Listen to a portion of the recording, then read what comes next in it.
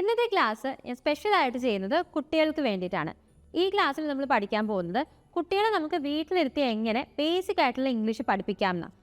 ഇങ്ങനത്തെ ട്രിക്സും ടിപ്സും യൂസ് ചെയ്ത് നമുക്ക് ഭയങ്കര സ്ട്രോങ് സ്പീക്കേഴ്സ് ആക്കാൻ പറ്റും അവരെ എന്നല്ല, പക്ഷേ അവർക്ക് ബേസിക് ആയിട്ടുള്ള ലാംഗ്വേജും അവർക്ക് അറിയാവുന്ന ഇംഗ്ലീഷ് നിലനിർത്താനും പ്രാക്ടീസ് ചെയ്യാനും ഇങ്ങനത്തെ കാര്യങ്ങൾ ഹെൽപ്പ് ചെയ്യും.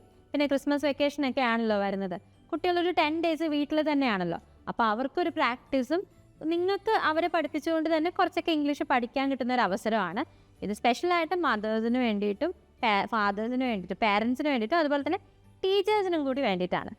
അപ്പോൾ നമുക്ക് വീഡിയോയിലോട്ട് കടക്കാം. ഫസ്റ്റ് നമ്മൾ ഡിസ്കസ് ചെയ്യാൻ പോകുന്നത് കുട്ടികളോട് നമുക്ക് ചോദിക്കാൻ പറ്റുന്ന ക്വസ്റ്റ്യൻസ് ആണ്. ക്വസ്റ്റ്യൻസും അവർക്കത് എങ്ങനെ ഉത്തരം പറയണം എന്നുള്ളത് നമുക്ക് പഠിപ്പിച്ചു കൊടുക്കാം. സെക്കൻഡ് നമ്മൾ പഠിക്കാൻ പോകുന്നത് അവർക്ക് യൂസ് ചെയ്യാൻ പറ്റുന്ന ചെറിയ ചെറിയ ഫ്രേസസ് ആണ്. ക്ലാസ്സിലും വീട്ടിലും ഒക്കെ ആയിട്ട് അവർക്ക് യൂസ് ചെയ്യാൻ പറ്റുന്ന ഫ്രേസസ്. പിന്നെ തേർഡ് ആണ് ഇതിനകത്ത് ഏറ്റവും ഇമ്പോർട്ടൻ്റ്, അവസാനമാണ് നമ്മൾ ഏറ്റവും ഇമ്പോർട്ടൻ്റ് ആയിട്ടുള്ള കാര്യം ഡിസ്കസ് ചെയ്യാൻ പോകുന്നത്. അതായത് അവർക്ക് വീട്ടിലിരുന്നാലും സ്കൂളിലിരുന്നാലും ഇംഗ്ലീഷ് പഠിക്കാൻ വേണ്ടിയിട്ട് കളിക്കാൻ പറ്റുന്ന കുറച്ച് നല്ല ഗെയിംസ്. അപ്പം ഈ വീഡിയോ അവസാനം വരെ കാണുക, എങ്കിൽ മാത്രമേ നിങ്ങൾക്ക് കംപ്ലീറ്റ് ആയിട്ട് ഇതിൻ്റെ ഉള്ളൊരു റിസൾട്ട് കിട്ടുള്ളൂ. സോ ഫസ്റ്റ് നമുക്ക് ക്വസ്റ്റ്യൻസ് വെച്ച് സ്റ്റാർട്ട് ചെയ്യാം. ക്വസ്റ്റ്യൻസ് എന്ന് പറയുമ്പോഴത്തേക്ക് ഈ ഒരു കാര്യത്തിൻ്റെ ഇമ്പോർട്ടൻസ് എന്താണെന്ന് വെച്ചാൽ, നിങ്ങൾ അങ്ങോട്ടും ക്വസ്റ്റ്യൻ ചോദിക്കണം, കുട്ടികളെ നിങ്ങളോട് ക്വസ്റ്റ്യൻ ചോദിക്കാനായിട്ട് എൻകറേജും ചെയ്യണം. എങ്കിൽ മാത്രമേ അവർക്ക് ക്വസ്റ്റ്യൻ എന്താണ്, ആൻസർ എന്താണ് എന്നുള്ളൊരു ഐഡിയ കിട്ടുള്ളൂ. ക്വസ്റ്റ്യൻ എന്താണെന്ന് മനസ്സിലാക്കിയാൽ മാത്രമേ കുട്ടികൾക്ക് അതിന് മറുപടി പറയാൻ പറ്റുള്ളൂ. അതുകൊണ്ട് ക്വസ്റ്റ്യൻ മനസ്സിലാക്കേണ്ടതും ഈക്വലി ഇമ്പോർട്ടൻ്റ് ആണ്. അവർക്കും അങ്ങോട്ട് ചോദ്യങ്ങൾ ചോദിക്കാൻ പറ്റണം. അവരോട് ചോദ്യങ്ങൾ ചോദിച്ചാൽ ഉത്തരം പറയാൻ മാത്രം അറിഞ്ഞാൽ അവർക്ക് ഇംഗ്ലീഷിൽ സംസാരിക്കാൻ പഠിക്കാൻ പറ്റില്ല. എങ്ങനെയാണ് ചോദ്യങ്ങൾ ചോദിക്കേണ്ടതെന്നും കൂടി അവരറിഞ്ഞിരിക്കണം. സോ ഫസ്റ്റ് എന്ന് പറയുന്നത് ബേസിക് ആയിട്ടുള്ള ക്വസ്റ്റ്യൻ ആണ്, watts your name. Watts your name എന്നുള്ളത് എന്താണ് നിൻ്റെ പേര്.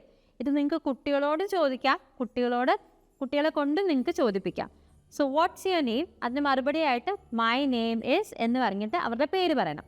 Four example, what's your name, my name is Jayavathi. അപ്പോൾ അങ്ങനെ നിങ്ങൾ അവരോടും ചോദിക്കണം, അവരെ കൊണ്ടും ചോദിപ്പിക്കണം. നിങ്ങളും ഇംഗ്ലീഷിൽ തന്നെ മറുപടി പറയണം. Next, how old are you. How old are you എന്ന് ചോദിച്ചു കഴിഞ്ഞാൽ എങ്ങനെയായിരിക്കും മറുപടി കൊടുക്കുക? ഐ ആം 6 years old, അല്ലെങ്കിൽ I am 7 years old, I am 10 years old.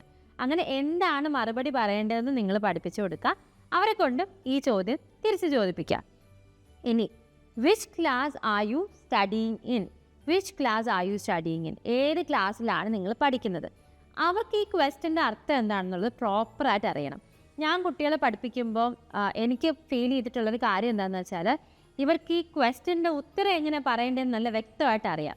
ഞാൻ പഠിക്കുന്നത് 2ാം ക്ലാസ്സിലാണ്, എന്നെങ്ങനെ ഇംഗ്ലീഷിൽ പറയണമെന്ന് വ്യക്തമായിട്ട് അറിയാം. പക്ഷെ ഞാൻ ഈ ചോദ്യം ചോദിക്കുമ്പോൾ അവർക്ക് ഈ ചോദ്യം എന്താണെന്ന് മനസ്സിലാവുന്നില്ല. അങ്ങനത്തെ ഒരു പ്രശ്നമുണ്ട്. അതുകൊണ്ടാണ് ഈ ചോദ്യം എന്താണെന്നുള്ളതിൽ അവർക്ക് ക്ലാരിറ്റി കൊടുക്കണം. Which class are you studying in. I study in 6th standard, അല്ലെങ്കിൽ I am studying in 6th standard എന്നുള്ളത് അവർക്ക് മറുപടി പറയാം. ഇനി, what is your favourite food. ഇതൊക്കെ അവരെ ആദ്യമായിട്ട് ആളുകൾ കാണുമ്പോൾ ചോദിക്കാൻ സാധ്യതയുള്ള ചോദ്യങ്ങളാണ്. അവർ ഒരു ക്ലാസ്സിൽ ആദ്യമായിട്ട് പോകുമ്പോൾ, അല്ലെങ്കിൽ ഏതെങ്കിലും ഫംഗ്ഷൻ വെച്ചിട്ട് ഒരാളെ പരിചയപ്പെടുമ്പോൾ ഇതൊക്കെ കുട്ടികളോട് ചോദിക്കുക, അല്ലേ? മോനെ, what is your favourite food, which food do you like the most. ഇങ്ങനെയൊക്കെ ആയിരിക്കും ചോദ്യങ്ങൾ ചോദിക്കുന്നത്. അപ്പോൾ അവർക്ക് ഇത് എന്താണെന്ന് മനസ്സിലായാൽ മാത്രമേ ഇതിന് മറുപടി പറയാൻ പറ്റത്തുള്ളൂ. സോ ഈ ക്വസ്റ്റ്യൻ എന്താണെന്ന് അവർക്ക് മനസ്സിലാക്കി കൊടുക്കുക. What is your favourite food. അപ്പോൾ ഇതിന് മറുപടി അവർ പറയേണ്ടത് മൈ ഫേവറേറ്റ് ഫുഡ് ഈസ് എന്ന് പറഞ്ഞിട്ടാണ് മറുപടി പറയേണ്ടത്. മൈ ഫേവറേറ്റ് ഫുഡ് ഈസ് എന്ന് പറഞ്ഞ്. Four example, my favourite food is ice cream. അല്ലെങ്കിൽ കുറച്ചുകൂടി ഷോർട്ട് ആക്കിയിട്ട് ഐ ലൈക്ക് എന്ന് പറഞ്ഞ് മറുപടി പറയാം. ഐ ലൈക്ക് ഐസ്ക്രീം, അല്ലെങ്കിൽ I like chicken curry, I like biryani. അത് എന്താണെന്നുള്ളത് അവർ പറഞ്ഞ് പഠിപ്പിച്ചു കൊടുക്കുക. ഇനി, what is your favourite cartoon character. അതും അവരോട് എല്ലാവരും ചോദിക്കാൻ സാധ്യതയുള്ള കാര്യമാണ്, അല്ലേ? What is your favourite cartoon character. അത് പറഞ്ഞു കൊടുക്കുക. അവരുടെ ഫേവറേറ്റ് കാർട്ടൂൺ ക്യാരക്ടർ എന്താണെന്ന് നിങ്ങൾ മനസ്സിലാക്കുക. അതെങ്ങനെയാണ് പറയേണ്ടതെന്നുള്ളത് പഠിപ്പിച്ചു കൊടുക്കുക. For example, my favourite cartoon character is Tom, അല്ലെങ്കിൽ my favourite cartoon character is Jerry, അല്ലെങ്കിൽ my favourite cartoon character is Scooby Doo. എന്താണെന്നുള്ളത് എങ്ങനെ പറയേണ്ടതെന്നുള്ളതും നിങ്ങൾ പഠിപ്പിച്ചു കൊടുക്കുക. ഇനി അടുത്ത question, who is your best friend. അപ്പം നിങ്ങളിത് ചോദിക്കുമ്പോൾ ഇതിൻ്റെ അർത്ഥം എന്താണെന്ന് പറഞ്ഞു കൊടുക്കുക. നിൻ്റെ ഏറ്റവും ഫേവറേറ്റ് ആയിട്ടുള്ള ഫ്രണ്ട് ആരാ എന്ന് പറഞ്ഞു കൊടുക്കുക. എന്നിട്ട് നിങ്ങൾ ഉത്തരം പറയാം, my best friend is Amal. Who is your favourite friend. അങ്ങനെ നിങ്ങൾ ചോദിക്കുക. അപ്പോൾ അവനും അതിനുള്ള മറുപടി പറയാൻ പറ്റും. അപ്പോൾ ഈ പറഞ്ഞ കാര്യങ്ങളെല്ലാം ഈ favourite food, favourite teacher, favourite subject, ഇതെല്ലാം നിങ്ങൾ അവരെ പഠിപ്പിക്കുമ്പോൾ ഇപ്പോൾ ഒരു ബോർഡിൽ എഴുതി പഠിപ്പിക്കുന്നത് പോലെയോ അല്ലെങ്കിൽ ഒരു ബുക്ക് നോക്കി പഠിപ്പിക്കുന്നത് പോലെയോ പഠിപ്പിക്കരുത്. നിങ്ങളുടെ കാര്യങ്ങൾ അവരുമായിട്ട് ഷെയർ ചെയ്യുക. അവർക്ക് അങ്ങനെ മനസ്സിലാവണം ഇതിൻ്റെ അർത്ഥം എന്താണ്, ഇതിനെങ്ങനെ മറുപടി പറയണം. അല്ലാതെ ഒരു പുസ്തകത്തിൽ വായിച്ച് പഠിക്കുന്നത് പോലെ പഠിച്ചു കഴിഞ്ഞാൽ അവരുടെ മനസ്സിൽ നിൽക്കില്ല. പ്രാക്ടിക്കലി അവർ സംസാരിച്ച് കഴിഞ്ഞാൽ മാത്രമേ അവരുടെ മനസ്സിൽ നിൽക്കുള്ളൂ. അപ്പോൾ റാൻഡംലി നിങ്ങൾ ചോദിക്കുക who is your best front. അപ്പോൾ കുട്ടി ചോദിക്കും എന്താ അമ്മേ, എന്താ എൻ്റെ അർത്ഥം എന്താ, അങ്ങനെ കുട്ടികൾ ചോദിക്കും. Because they are curious. അപ്പോൾ അങ്ങനെ ചോദിക്കുമ്പോൾ നിങ്ങൾ പറയണം ബെസ്റ്റ് ഫ്രണ്ട് ആരാന്നാ ചോദിച്ചത്.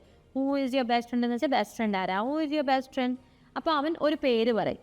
Okay, four example my best front is Radha.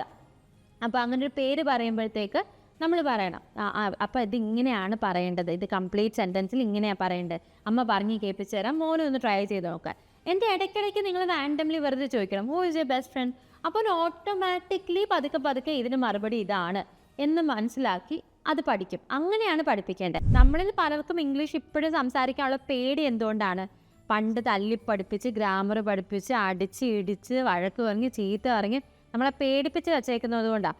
ഇതേപോലെ നമ്മൾ നല്ല സോഫ്റ്റ് ആയിട്ട് ഒരു കളി പോലെ തമാശ പോലെ പറയുകയാണെങ്കിൽ അവർക്കും ഇത് വലിയ കാര്യമൊന്നുമല്ല, സിമ്പിൾ ഒരു കാര്യമാണ് എന്നുള്ളൊരു ആറ്റിറ്റ്യൂഡ് വരും. പിന്നെ അവർക്ക് ഇംഗ്ലീഷ് പഠിക്കാൻ ബുദ്ധിമുട്ടൊന്നും ഉണ്ടാവില്ല. സോ ഇതുപോലത്തെ ഗെയിംസും കാര്യങ്ങളൊക്കെ യൂസ് ചെയ്തിട്ടാണ് നമ്മൾ ഇംഗ്ലീഷ് മിത്രയിൽ കിഡ്സിന് കോഴ്സ് ചെയ്യുന്നത്.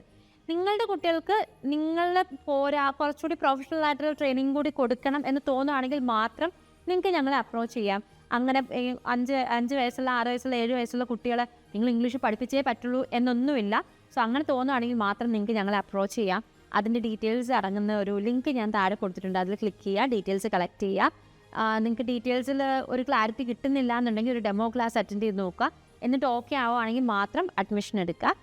അപ്പോൾ ഇതേപോലത്തെ ഇൻട്രസ്റ്റിംഗ് വീഡിയോസിൽ കാണുന്നത് വരെ this is Revathi Krishnan signing off from English Mitra. Thank you and have a nice day. English Mitra. Stop worrying, start learning.